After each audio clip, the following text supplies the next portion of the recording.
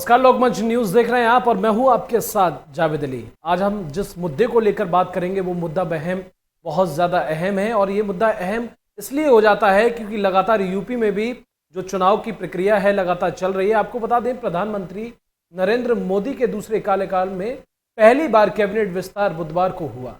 इस कैबिनेट विस्तार में यूपी से 7 मंत्री बनाए गए। इस विस्तार के साथ ही बीजेपी ने जातीय और क्षेत्रीय संतुलन बनाने की कोशिश की है। इसके साथ ही अगले साल होने वाले यूपी के विधानसभा चुनाव के लिहाज से सभी वर्गों को साधने की कोशिश की गई। कैबिनेट विस्तार में 3 एसएससी वर्ग और 3 ओबीसी वर्ग की मंत्रियों को शामिल किया गया है। वहीं एक ब्राह्मण को भी जगह दी गई है। आपको बता दें, विंध्याचल क्षेत्र से अपना दल की अनुप्रिया पटेल को मंत्रिमंडल में जगह मिली है, जो ओबीसी वर्ग से आती हैं। अनुप्रिया पटेल को मंत्रिमंडल में जगह देने के साथ ही बीजेपी अपने सहयोगियों को एकजुट रखना चाहती है। अवध क्षेत्र में लखनऊ से कौशल किशोर को मंत्री बनाया गया, जो एससी वर्ग से आती हैं। वह दूसरी बार लोकसभा सांसद बने हैं। रोहिलखंड क्षेत्र में और बदायूं के बीएल वर्मा को मंत्री बनाया गया, जो ओबीसी वर्ग से आते हैं। तो कल मंत्रिमंडल का दूसरा विस्तार हुआ था। ऐसे में तमाम जो मंत्री थे, जो कैबिनेट पद पर तैनात थे, उनके जो है वो पद से हटाए भी गए और उन्होंने इस्तीफा भी दिए। उसके बाद नए मंत्रिमंडल का विस्तार हुआ। ऐसे में यूपी में भी लोगों को जगह मिली है मंत्रिमंडल विस्तार में। तो मंत्रिमंडल में शामिल किए गए यूपी के 7 मंत्री केंद्र में। अब ये देखना बहुत अहम होगा कि ये 7 मंत्री कितने असरदार होंगे, किस तरह से अपना काम करते हैं, क्योंकि 2022 में विधानसभा चुनाव है और ऐसे में चुनाव की जो प्रक्रिया है काफी तेज गति पर हो रही है।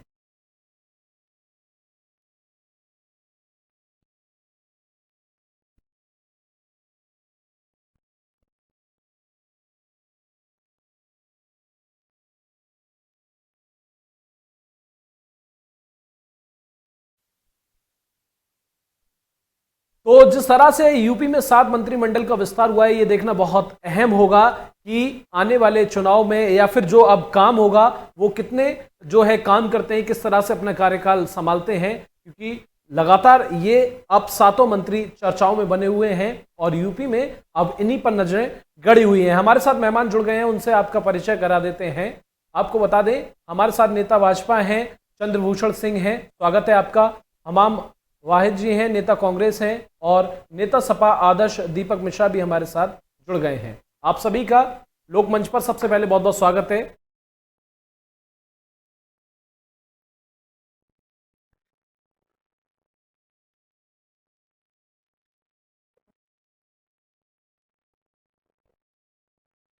तो केंद्रीय मंत्रिमंडल विस्तार 2022 तक ये लगा है और ऐसे में अब ये देखना अहम होगा। मेहमान हमारे साथ जुड़ गए हैं, तो सबसे पहले रुख हम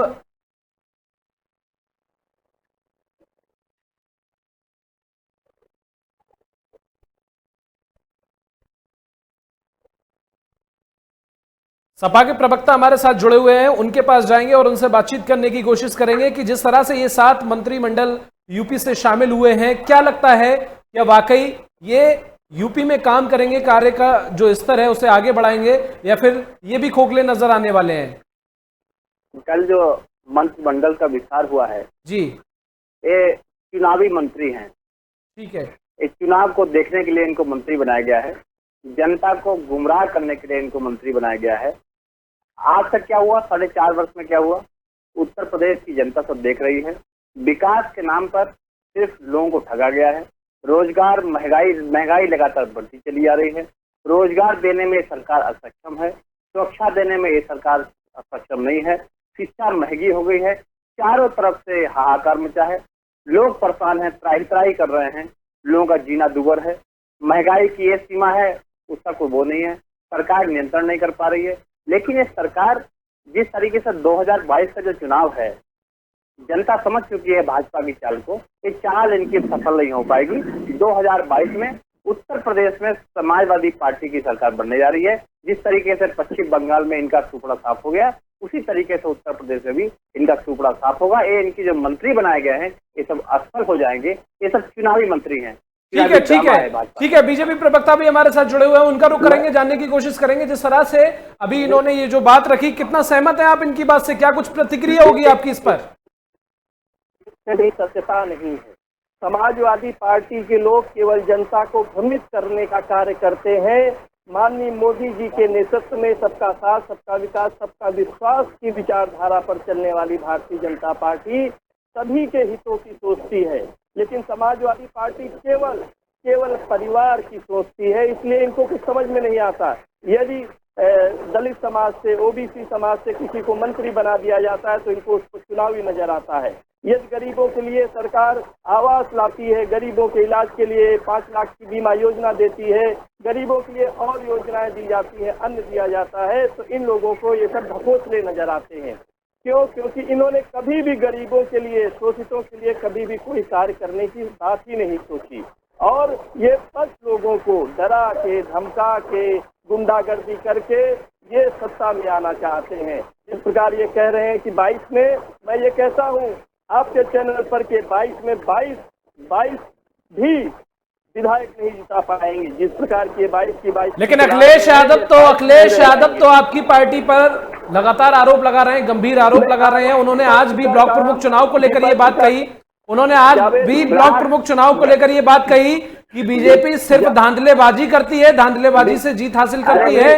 जावेद जी अखिलेश केवल कार्य करने पर विश्वास नहीं करते, बातें करने पर विश्वास करते हैं। आज का नजारा आपने देखा, आज का नजारा आपने देखा उत्तर प्रदेश का ब्लॉक प्रमुख में जिस प्रकार से ये लोकतंत्र की स्थापना हो रही है उत्तर प्रदेश। आप बताइए, ब्लॉक प्रमुख के चुनाव में खुलेआम में गुंडागर्दी, किसी को पर्चा छीन गरीब आदमी को बनने नहीं दिया जाता था, आज गरीब आदमी पर्चा दाखिल करता है। आज आप क्या कर रहे हो? आज आप क्या कर रहे हो? बन सकता है। अरे आज क्या किया आपने? आपके प्रशासन ने क्या किया? आगे आने ही नहीं दिया। आप लोग अच्छा बोल तो लेते हैं, हिंदू मुस्लिम कर लेते हैं, बोलने से लेकिन विकास नहीं कर पाते, जमीनी स्तर पे विकास नहीं कर पाते आप लोग। आज बताइए, ब्लॉक प्रमुख के चुनाव में आपने कितनी गुंडाई कराई, हमारे नेताओं को पिटवाया, हमारे कार्यकर्ताओं को पिटवाया। जनता देख रही है कि आपने जिस तरीके से ब्लॉक प्रमुख के चुनाव में लोगों को परेशान किया है। मैं प्रशासन को भी जताता हूँ कि प्रशासन के लोग भाजपा के इशारे पर जिस तरीके से काम कर रहे हैं 2022 में जनता देख रही है। मतलब आपके कहने का मतलब है आपके मुखिया ने जो आरोप लगाया है आज वो बिल्कुल सही है, क्योंकि उन्होंने जिला पंचायत चुनाव का भी जिक्र किया कि सबसे ज्यादा सपा पार्टी ने जीत हासिल की, लेकिन आखिरकार में सपा को ही मात झेलनी पड़ी। मुख्यमंत्री संत हैं, संत की मर्यादा होती है। आपको याद हो राजतंत्र में, लोकतंत्र में राजतंत्र जैसा माहौल चल रहा है। के लोगों को पद दिलाए गए थे, ये समाजवादी पार्टी के लोगों ने किस प्रकार से लोगों को धमकाया। राजतंत्र में लोकतंत्र का माहौल चल रहा है, लोकतंत्र चल रहा है, पर्चा छीनने का लोकतंत्र चल रहा है। ठीक है। कांग्रेस प्रवक्ता भी हमारे साथ जुड़े हुए हैं। ठीक है, आप दोनों के पास आएंगे। कांग्रेस प्रवक्ता भी हमारे साथ जुड़े हुए हैं, हम उनकी प्रतिक्रिया भी जान लेते हैं कि वो कितना सहमत हैं। वाकई यूपी में गुंडा राज चल रहा है या फिर धांधलेबाजी चल रही है या फिर सिर्फ सरकार को बदनाम किया जा रहा है? आपके पास आएंगे या फिर वाकई बीजेपी सरकार को बदनाम किया जा रहा है? कितना सहमत है आप इससे? जी, मैं तो कहना चाहूंगा कि जो मंत्रिमंडल का विस्तार हुआ 2014 के बाद से, जब से मोदी सरकार आई है, सरकार हर मोर्चे पे नाकाम हो गई है। बबाल चहल दावा करने वाली, प्रतिवर्ष 2 करोड़ रोजगार देने वाली मोदी सरकार रोजगार के मामले में भारत के 1400 करोड़ लोगों के रोजगार छीनने का काम इस सरकार ने किया।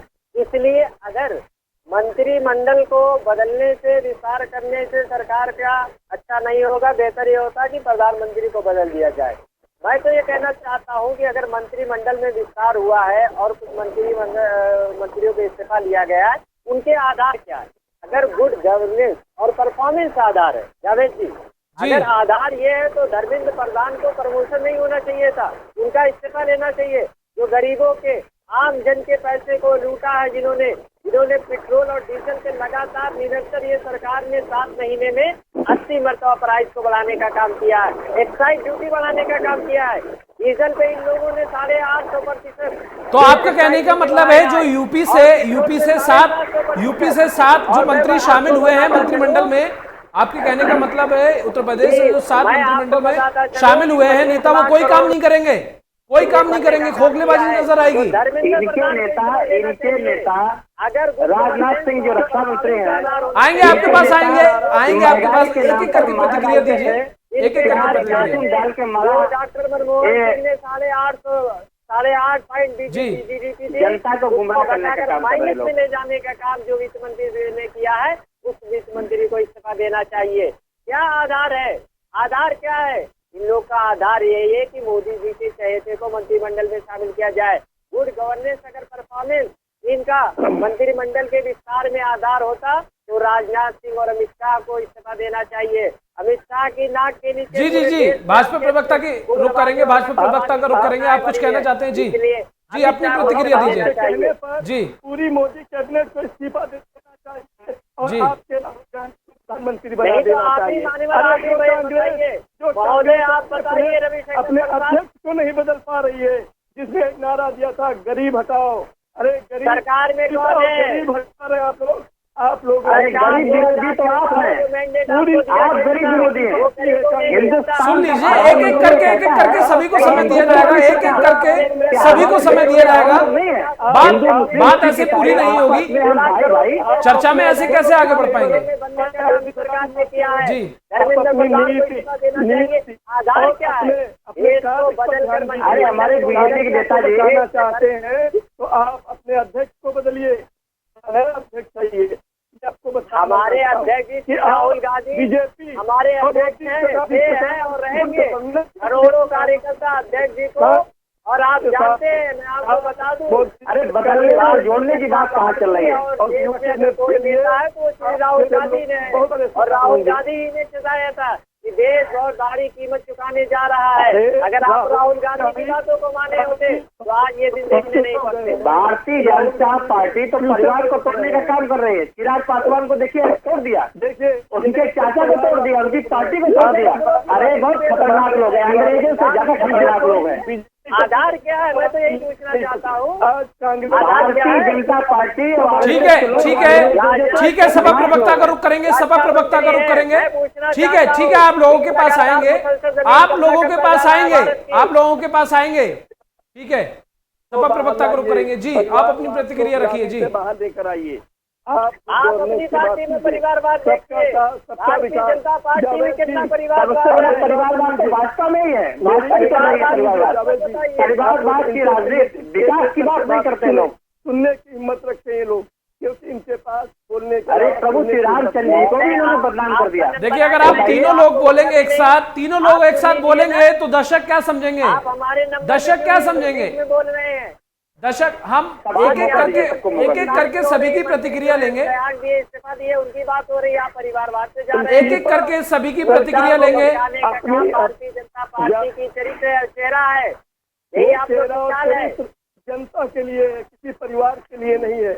आप अहंकार में न रहिए। जनता ने आपको मैंडेट दिया है, हमारी पार्टी जनता के लिए काम करती है। ठीक है, ठीक है, सपा प्रवक्ता का रुख करेंगे, सपा प्रवक्ता का रुख करेंगे, उनकी प्रतिक्रिया जानेंगे। जी, देखिए कितनी अच्छी सरकार, जी, मोदी सरकार और योगी सरकार।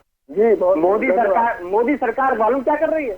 देखिए, दूसरे का घर तोड़ दिया। चिराग पासवान, उसके चाचा को अलग करा दिया, उसको राष्ट्रीय बनवा दिया और उनको अपने मंत्रिमंडल में शामिल कर लिया। देखो, धोखे वाली सरकार, अच्छी और धोखे वाली सरकार क्यों कहते हैं? अरे धोखेबाज लोग हैं। RSS और भारतीय जनता पार्टी के लोग, सुनिए मेरी बात सुनिए, ये भाजपा और RSS के लोग अंग्रेजों से खतरनाक लोग हैं। सावधान रहने की आवश्यकता है। जनता समझ चुकी है, इनकी चालाकी को जनता समझ चुकी है। ये विकास की बात नहीं करते कभी, ये रोजगार की बात कभी नहीं करते। ये क्या बात करेंगे? प्रभु श्री रामचंद्र की बात करेंगे, सीता माता को छोड़ देंगे। अरे कैसे लोग हैं भाई, कैसी विचारधारा है आपकी, कैसी विचारधारा है आपकी? राम की बात नहीं करनी चाहिए क्या? आपके पूर्वज, अरे राम को बात, सीता माता को भी जोड़ लो ना, श्री राम की बात कर लो भाई। श्री राम करोगे आप हमको, तब विकास। आप विकास के मुद्दे पे बात नहीं करते आप लोग। चलिए मुद्दे पर आते हैं, मुद्दे पर आते हैं, मुद्दे पर आते हैं। बात करिए। ठीक है, ठीक है, मुद्दे पर आते हैं, सरकार हो गई, मुद्दे पर आते हैं। कुल मिलाकर बात हम मंत्रिमंडल विस्तार की कर रहे हैं, मंत्रिमंडल विस्तार की। कैसी नीति है? ठीक है, नहीं है, मंत्रिमंडल विस्तार की हम बात कर रहे हैं। मुद्दे पर मंत्रिमंडल का जो विस्तार किया गया, क्या होता है 2022 का चुनाव आ गया, आपने क्या किया 2022 को लेकर मंत्रिमंडल का विस्तार कर दिया। मैं तो स्पष्ट कहता हूँ, ये मंत्री चुनावी मंत्री हैं। 2022 के बाद जब सरकार सपा की बन जाएगी, सभी मंत्री हट जाएंगे, आप देख लेना। एक चुनावी मंत्री है, चुनावी मंत्री। मतलब आपका कहने का मतलब है आदर्श जी, आपका कहने का मतलब है सिर्फ कठपुतली की तरह बना के खड़ा किया गया है। आदर्श जी, आपके कहने का मतलब है कठपुतली की तरह बनाकर खड़ा किया गया इन 7 मंत्रियों को। बिल्कुल यही है, यही होगा, आप देख लेना। लोग काम करते हैं और उन बड़ा आरोप है चंद्रभूषण जी आपकी पार्टी पर, बड़ा आरोप है आपकी पार्टी पर। युवा मंत्रिमंडल पहले ऐसा मंत्रिमंडल नहीं देखा होगा जी। युवा मंत्रिमंडल, आप बताइए, लोगों को रोजगार नहीं मिल रहा है, आप युवा मंत्रिमंडल की बात कर रहे हो। 2-3-4 आपने युवा मंत्री बना दिए, आप रोजगार कहाँ से लाओगे? रोजगार के मुद्दे पे आप क्या करोगे बताइए ना। महिला सशक्तिकरण के लिए पार्टी कार्य कर रही है। अच्छा, महिलाओं का जिस तरीके से पूरे प्रदेश में अपहरण हो रहा है, बलात्कार हो रहा है, खुलेआम हो रहा है, आप देख रहे होगे। समाजवादी। लेकिन चंद्रभूषण जी आपने कहा महिलाएं सुरक्षित हैं, आपने कहा महिलाएं सुरक्षित है, तो ये दर्शकों का सवाल है, ठीक है चंद्रभूषण जी, मेरा आपसे सवाल सुन लीजिए। हाँ, आप गुंडे हो, मुझे पता है। इसका प्रत्यक्ष प्रमाण आप था। पूरे प्रदेश में हाहाकार मचाया। नावेद जी, आप देखा ब्लॉक को चुनाव में आपने पर्चा दाखिल नहीं करने दिया, पर्चा दाखिल नहीं करने दिया, आपने लाठी चलवाई पुलिस की। अरे प्रशासन के लोगों से सावधान करना चाहता हूँ, सरकारें। लेकिन चंद्रभूषण जी, अखिलेश यादव ने तो आज ही इस बात की पुष्टि की है कि महिलाएं जो ब्लॉक प्रमुख चुनाव को लेकर जिन्होंने नामांकन किया है, बीजेपी लगातार उन पर दबाव बना रही है। महिलाओं या पुरुष लगातार दबाव बनाया जा रहा है, लगातार उन्हें धमकाया जा रहा है। उनके पति को उठा ले जा रहे, उनके बच्चों को उठा रहे, अपहरण कर रही है। अरे भारतीय जनता पार्टी के लोग उनका अपहरण कर रहे हैं। बीजेपी में आकर शामिल होते किस जिले में नहीं हुआ? हमारे हरदोई में हुआ, हर पूरे प्रदेश में हो रहा है, सिद्धार्थनगर में हुआ, बलिया में हुआ, कहाँ नहीं हुआ? जिला पंचायत में सबसे ज्यादा वोट मिले आपको, 7 वोट मिले। ठीक है, सुनिए, हाँ, क्या हुआ?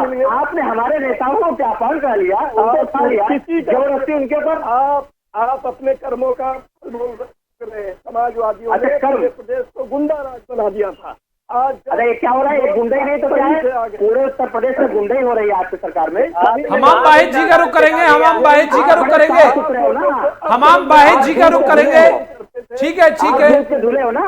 ठीक है, हमाम बाहित जी का रुख करेंगे। हमाम जी, मैं आपसे जानना चाहूंगा, जिस तरह से 7 मंत्रिमंडल का तो विस्तार हुआ है, उत्तर प्रदेश से ये लोग शामिल हुए हैं, ऐसे में ब्लॉक प्रमुख चुनाव चल रहे हैं उत्तर प्रदेश के अंदर, आपको पता है नामांकन भी हुआ है। ऐसे में तमाम जो विपक्षी नेता आए हैं या विपक्षी वो प्रत्याशी हैं जिन्होंने नामांकन अपना दाखिल किया है, उन्होंने तमाम आरोप लगाए हैं बीजेपी सरकार पर। और अखिलेश यादव सपा अध्यक्ष जो है, उन्होंने भी इस बात की पुष्टि की है कि जो है इन लोगों पर प्रेशर बनाया जा रहा है, दबाव बनाया जा रहा है।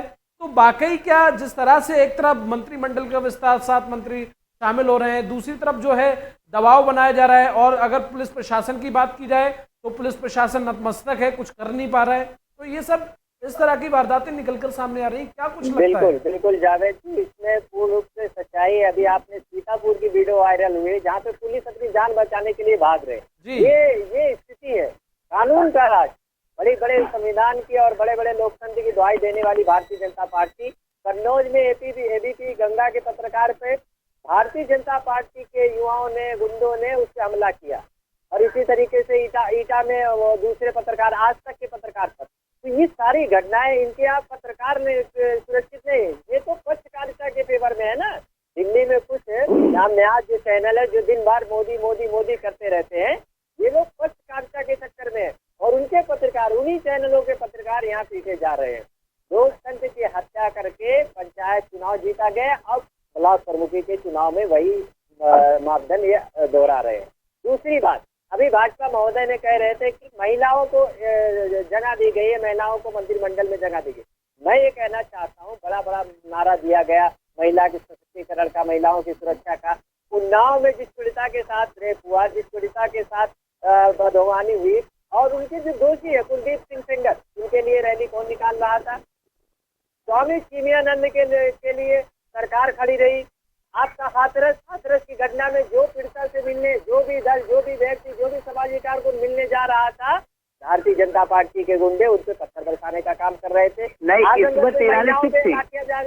जी, इस्मत ईरानी चुप थी, नहीं बोल रही थी। वो कहाँ चली गई? इस्मत ईरानी ने महिलाओं से करके थोड़ा था। अभी जिला पंचायत में आपके बलिया में समाजवादी फोन बदले में जो आदिवासियों से चंद्रभूषण जी बड़े आरोप है आपकी सरकार पर।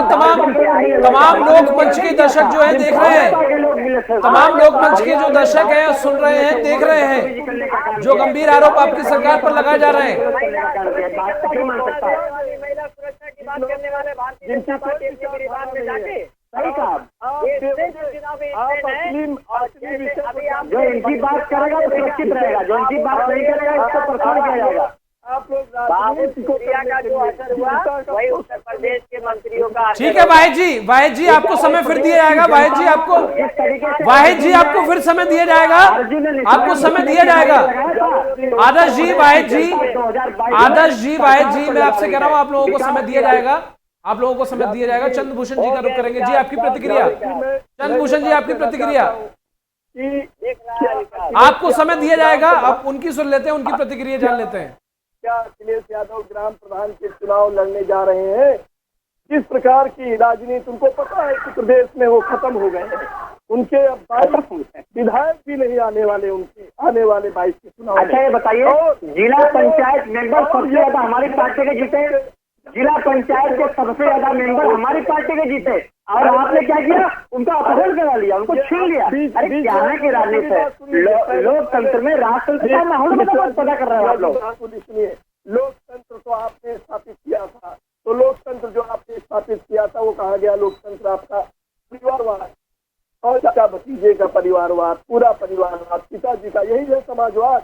अरे वहाँ भी लड़ाई कराने में आपका बड़ा योगदान है भाई, वहाँ भी आपका बड़ा योगदान है। शिवपाल जी का बड़ा सहयोग आपने किया है। में हो तो बीजेपी ने कराया। अरे आप लोग तो परिवार तोड़ने में माहिर हो, आप लोग तो परिवार तोड़ने में माहिर हो, बिहार में तोड़ दिया। आदर्श जी सुन लीजिए, आदर्श जी मैं आपका रुख करूंगा, सुन लीजिए, आपका रुख करूंगा। जब भारतीय जनता पार्टी सुशासन आप करके प्रत्याशी को धमका के आपने विधान परिषद में वापस करवाया, आपने जिला पंचायत में वापस करवाया, हमने किसी का पर्चा वापस नहीं करवाया। लोकतंत्र खारिज करा दिया आपने, खारिज करा दिया, और जितने वाले थे उनको भी खारिज करा दिया। आप जाइए ना, आप इलेक्शन कमीशन जाइए, दूसरी महिला बुला के उसको पर्चा खारिज करा दिया। वो महिला हमारे जिला पंचायत दल की प्रत्याशी जयपुर में थी, आपने दूसरी महिला पहुंचा के खारिज करा दिया। इससे गिराना करते क्या हो सकता है आपका? जिसको चुनाव लड़ना होगा वो अपने क्षेत्र में होगा कि जयपुर में होगा?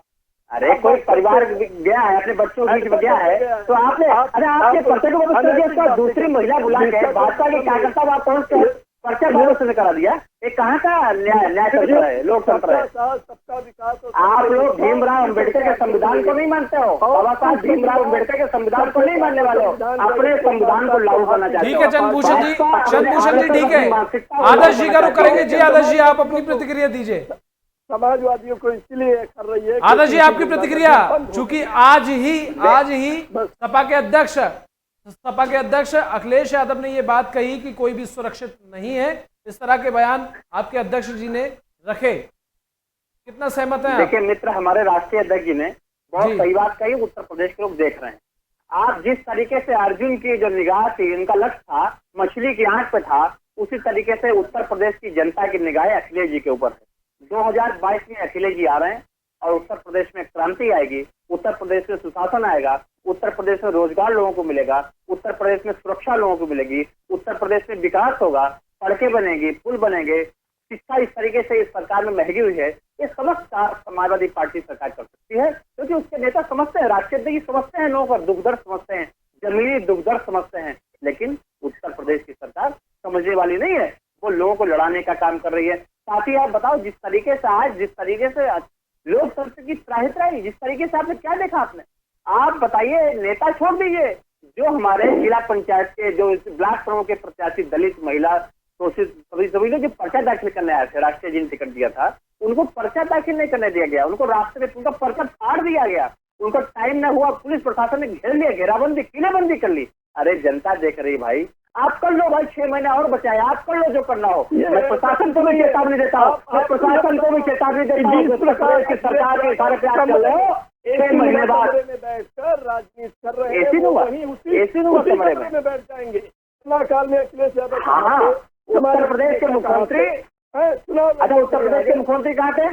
उत्तर प्रदेश के मुख्यमंत्री का अखिलेश जी ने और समाजवादी पार्टी के लोगों ने जिस तरीके से जमीन स्तर पे काम किया है, लोगों को जिस तरीके से हमारे लोग घुसते थे उनको खाना उपलब्ध करने का काम किया, सुरक्षा उपलब्ध करने का काम सरकार ने किया, मौके पर आना चाहते हैं, इसीलिए जनता आपको नकारती है, क्योंकि आप सरकार मत से नहीं चलती। ठीक है आदर्श जी, ठीक है, वक्त का अभाव है, चंद्रभूषण जी आपकी आखिरी प्रतिक्रिया, चंद्रभूषण जी आपकी आखिरी प्रतिक्रिया, वक्त का अभाव है, आपकी आखिरी प्रतिक्रिया। क्या हुआ उत्तर प्रदेश में? जो आप बोलेंगे ना वही तो काटेंगे। आपको नहीं पता है क्योंकि आप अभी परिवारवाद में खुशी हुए। ठीक है, हामिद जी का आखिरी कमेंट, कितना सहमत हैं आप? हामिद जी आपको आवाज आ रही है? चलिए, फिलहाल इस चर्चा में हमारे साथ आप तीनों मेहमानों का बहुत बहुत शुक्रिया इस चर्चा में जुड़ने के लिए, और तमाम अपने अपनी सरकारों के अपनी अपनी पार्टियों के सुझाव रखने के लिए आप तीनों मेहमानों का लोकमंच न्यूज पर जुड़ने के लिए बहुत बहुत शुक्रिया। तो तीनों मेहमान हमारे साथ जुड़े हुए थे, कांग्रेस प्रवक्ता थे, सपा प्रवक्ता थे और बीजेपी प्रवक्ता थे। क्योंकि कल ही मंत्रिमंडल का विस्तार हुआ और उत्तर प्रदेश से 7 मंत्री जो है मंत्रिमंडल में शामिल हुए, और ऐसे में लगातार आरोप और प्रत्यारोप का जो दौर है अब वो और ऊपर बढ़ने लगा है। क्योंकि एक तरफ जो विपक्षी नेता हैं वो इसे 2022 के विधानसभा चुनाव से भी जोड़ रहे हैं, और ऐसे में देखना बहुत अहम होगा क्या वाकई जो 7 मंत्रिमंडल में शामिल हुए हैं वो कुछ कार्य करेंगे या फिर इनके भी मुखौटे ऐसे ही रहेंगे। ऐसा हम नहीं बल्कि विपक्ष का कहना है। फिलहाल के लिए इस चर्चा में बस इतना ही। नमस्कार।